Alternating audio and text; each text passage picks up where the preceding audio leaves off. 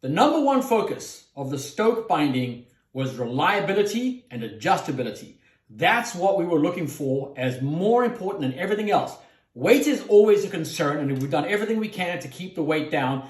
And things like using 70-75 aluminum, carbon fiber, and some lightweight plastics has helped us keep the weight of this binding to a minimum. But we wanted reliability. We don't want you going on a 4-hour ascent and then something breaks. And anybody who's been splitboarding long enough knows things always break. And so that has been our main focus with this, is that we have a system here that you can rely on and it's not going to fall apart on you and things are not going to break. Secondary to reliability was adjustability.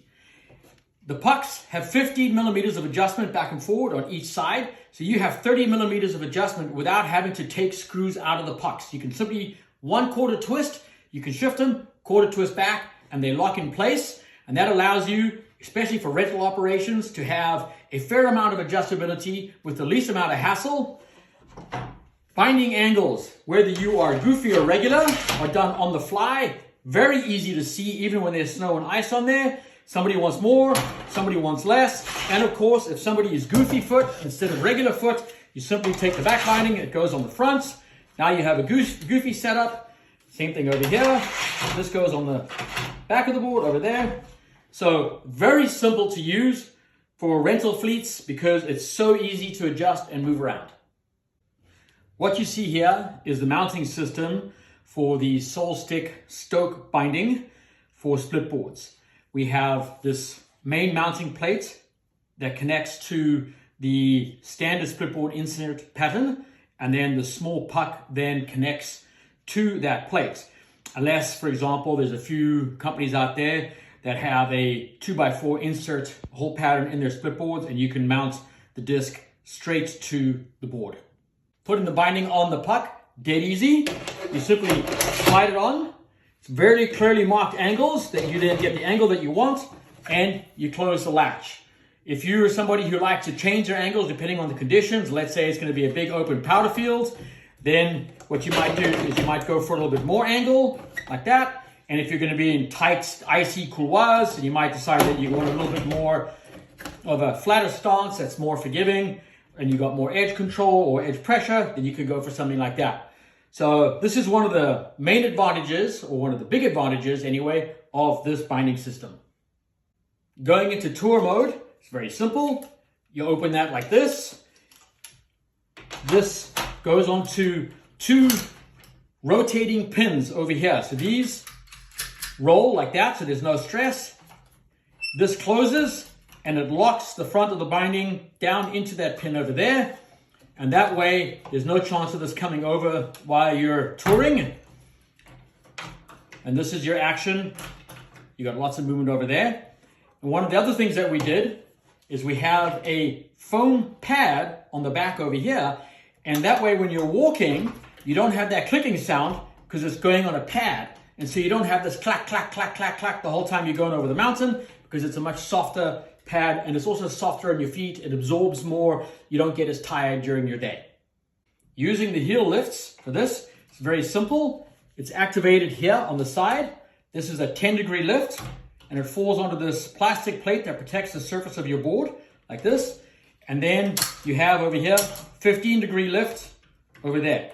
Nice and simple to use, and having it all on the binding means that you're not having to reach down onto the board and try and lift up the system, because it's much easier to just activate it like this.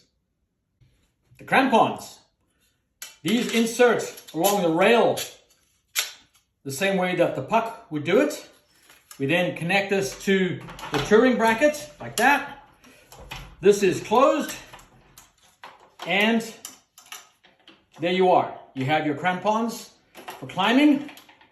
Taking it off is just as easy. You open this, and that's locking up against the crampon over here. This comes off. You leave the gates open. These slide off, goes back in your backpack, and you can go back into touring mode. The base plate on this is made out of carbon fiber. And the reason for that is one of the main weak points on most binding systems out there are the aluminum rails. The rails tend to crack over time from the base plate flexing this way and this way. It puts a lot of stress on the pucks where the rails are, and they crack. By going to a carbon base, we save a little weight, but more importantly than that, we make the whole system stiffer, so there's less forces on the rail and there's less chance of the rail breaking when you're using it out in the field. The tour bracket has little tongues that go over the center line of the board, helping to stabilize the center of the board as well for the two sides when they're connected together. And the pucks do the same thing over there. That way, when you connect the whole system together,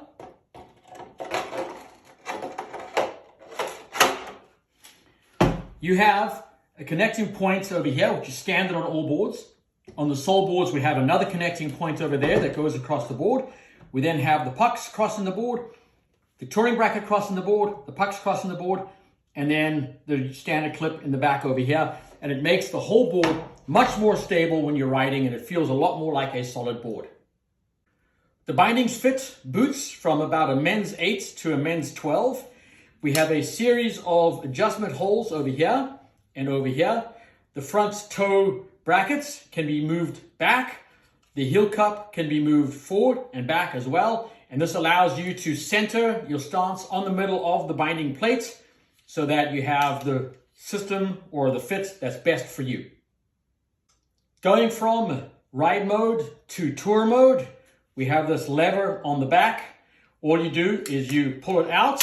It goes over the heel cup. Now it's leaned back 10 degrees. And when it's time to ride, slide that forward, it catches, and you're good to go for riding down the mountain. Using the traverse support, you push that around like that, and it gives your boot lateral support when you're traversing. And if you want a stiffer boot, for example, while you're riding, maybe in very icy conditions, you can also ride with this open. And then for normal conditions, you would then close that like this, nice and simple. Adjusting the binding is very easy. If you want more forward lean, this is pretty standard in the back here. So you can adjust this. This is nice and simple over here. It's a simple latch that opens like that, and it allows you to adjust the strap. Very comfortable, very lightweight. The front adjusts the same way. And of course, standard ratchet buckles, which are nice and strong, threading this through the ankle strap itself so that it's not sticking up in the air.